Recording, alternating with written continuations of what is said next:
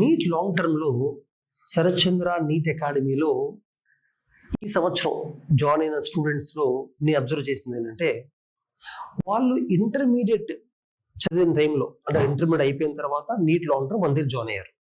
ఇంటర్మీడియట్లో వాళ్ళు ఫిజిక్స్ అలాగే ఫిజికల్ కెమిస్ట్రీ ఈ రెండు ఏరియాస్లో కూడా ప్రతి టాపిక్లో ఓన్లీ ఫార్ములాను మాత్రమే బై హార్ట్ చేసి, ఏ క్వశ్చన్ ఇచ్చినా కూడా ఆ ఫార్ములా గుర్తుంచుకొని ఆ ఫార్ములాలో నెంబర్స్ సబ్స్టిట్యూట్ చేసి సాల్వ్ చేసేస్తున్నారు. అలా చేయడం వల్ల, ఇలా చేసే వాళ్ళకి ప్రత్యేకంగా నీట్లో ఈ సంవత్సరం మార్క్స్ సరిగ్గా రాలేదు.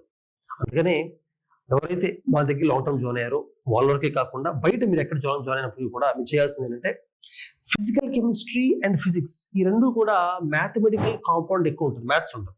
అండ్ బైపీసీ స్టూడెంట్స్ చాలా వరకు మ్యాథమెటికల్ కాంపౌండ్ ని బైహార్ట్ చేస్తుంటారు. అలా కాకుండా ఇప్పుడు మీరు అట్లీస్ట్ లాంగ్ టర్మ్ లో అయినా ఓపెన్ యువర్ ఐస్.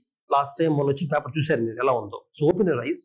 మీరు ఏం చేయాలంటే, ఫిజిక్స్ లో అయినా ఫిజికల్ కెమిస్ట్రీలో అయినా కాన్సెప్ట్ అర్థం చేసుకొని డైరెక్ట్ గా ఫార్ములా యూజ్ చేయడం కాకుండా కాన్సెప్ట్ ని అప్లై చేసి ప్రాబ్లం చేసేలా ఉండాలి. అయితే ఇంటర్మీడియట్ లో మీకు అలవాటు అయిపోయింది కాబట్టి అలవాటుని అన్లర్న్ చేయాలి. అలవాటుని వదులుకొని కొత్త అలవాటు క్రియేట్ చేసుకోవాలి. అలా చేసుకుంటేనే నెక్స్ట్ ఇయర్ నుంచి కూడా ఇంకా ప్రాబ్లమ్స్ ఇలాగే రాబోతున్నాయి, కాన్సెప్ట్ బేస్గా రాబోతున్నాయి. సింగిల్ ఫార్ములా బయాడ్ చేసి సబ్స్టిట్యూట్ చేసుకుంటే ర్యాంక్ వచ్చే అవకాశం చాలా తక్కువ.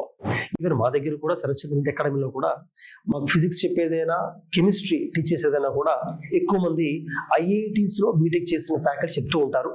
వీళ్ళు ఎలాగో ఐఐటీస్ నుంచి వచ్చారు కాబట్టి వీళ్ళ కాన్సెప్ట్ క్లారిటీ చాలా ఎక్కువ ఉంటుంది. సో వీళ్ళ కాన్సెప్ట్స్ చాలా ఈజీగా అర్థమయ్యేలా చెప్తారు.